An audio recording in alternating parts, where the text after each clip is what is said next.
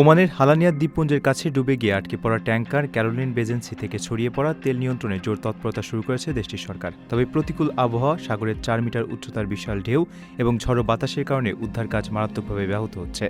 ধোপারের একটি দ্বীপের পাথুরে খাড়িতে আটকে থাকা জাহাজটি থেকে তেল ছড়িয়ে পড়ায় বেশ বিপাকেই পড়েছে দেশটি।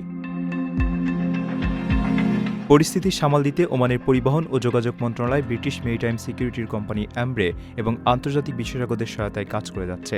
কিন্তু দুর্ঘটনাস্থলের অগভীর ও পাথুরে তলদেশের কারণে উদ্ধারকারী জাহাজগুলো মূল ট্যাঙ্কারের কাছাকাছি পৌঁছাতে পারছে না। জাহাজটি এরই মধ্যে ১৭ ডিগ্রি হেলে পড়েছে এবং এর একটি অংশে সাগরের পানি ঢুকে গেছে।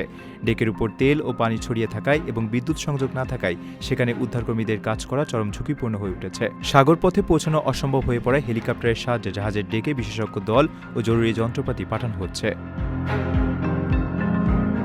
সংশ্লিষ্ট কর্তৃপক্ষের বর্তমান প্রধান লক্ষ্য হল উদ্ধারকারী দলের জন্য একটি নিরাপদ কাজের পরিবেশ তৈরি করা।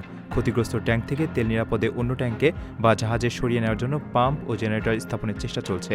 একই সঙ্গে বড় উদ্ধারকারী জাহাজ যেন নিরাপদে দুর্ঘটনাস্থলে পৌঁছাতে পারে সেজন্য সাগরের গভীরতা ও তলদেশের অবস্থা মাপতে হাইড্রোগ্রাফিক জরিপ চালানো হচ্ছে।